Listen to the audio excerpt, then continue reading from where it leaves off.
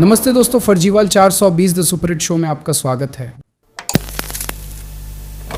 मुझे फर्जीवाल कहते हैं और आपको लूटी हुई जनता।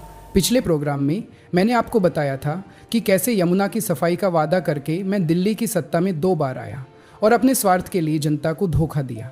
इस प्रोग्राम में मैं आपको बताऊंगा कुछ लूटने के अंदाज, कुछ भ्रष्टाचार की तरकीबें, कुछ किस्से जिससे दिल्ली की जनता को मैंने बरगलाया, कुछ दिल्ली वालों के सपने जिन्हें मैंने झुठलाया।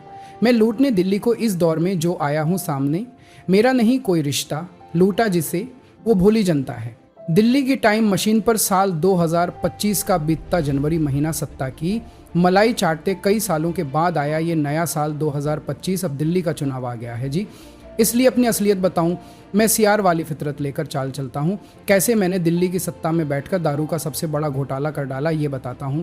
देखिए जी, दिल्ली में नशे की पर्याप्त व्यवस्था करना मेरा फ़र्ज़ है जी।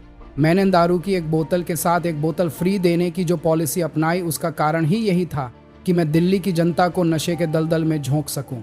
अपनी तिजोरियां भरने के लिए भ्रष्टाचार के पैसे भी चाहिए होते हैं जी, और मैं दिल्ली का सीएम रहूं तो मुझे करोड़ों के विज्ञापन भी देने होते हैं जी।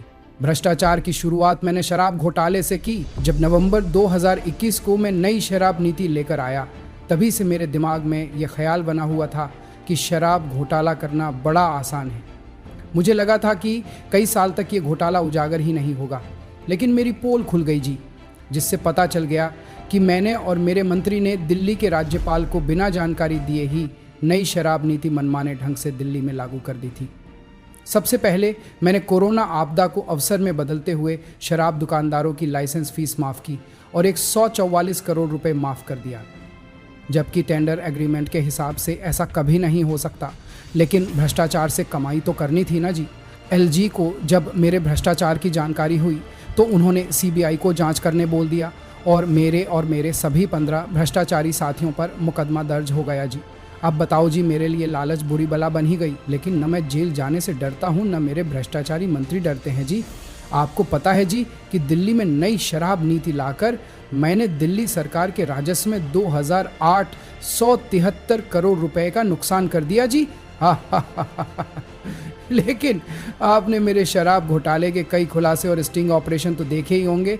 नहीं देखा तो वो देखकर ही इस बार वोट डालने जाइएगा जी। देखिए जी, 4 लाइनों में बताऊं तो मैंने मनमाने ढंग से शराब दुकानों के लाइसेंस, जिसने मुझे और मेरे मंत्रियों को रिश्वत दी, उन्हें दे दिया। दिल्ली सरकार का 941 करोड़ का नुकसान शराब दुकानों के जोनल लाइसेंस धारियों को छूट देकर किया। अब ये समझिए कि ये नुकसान दिल्ली सरकार के राजस्व को तो हो रहा था, लेकिन मुझे और मेरे साथी मंत्रियों को करोड़ों रुपए मिलते रहे। अब राजस्व में घाटे से मुझे क्या लेना देना जी। मैं फिर कह रहा हूँ जी, यही वाली नीति दोबारा लाऊंगा जी। जेल जाने के डर से क्या मैं भ्रष्टाचार करना छोड़ दूं? ऐसा नहीं हो सकता। और आतिशी को मैंने सीएम बना दिया है। आखिर भ्रष्टाचार करने और जेल जाने का मौका उसे भी मिलना चाहिए। और कौन कहता है हमारी शराब नीति खराब थी? देखिए, मैंने हज़ारों लाखों का परिवारों को उजाड़ दिया और अब ना वो विकास की बात करेंगे, न रोजगार की बात करेंगे, क्योंकि मैंने उन्हें कहीं के लायक नहीं छोड़ा जी। ठीक है जी, अभी मुझे इजाज़त दीजिए। अगले एपिसोड में मैं अपनी मोटी खाल में जमी भ्रष्टाचार के मैल की सच्चाई बताऊंगा। नमस्ते जी।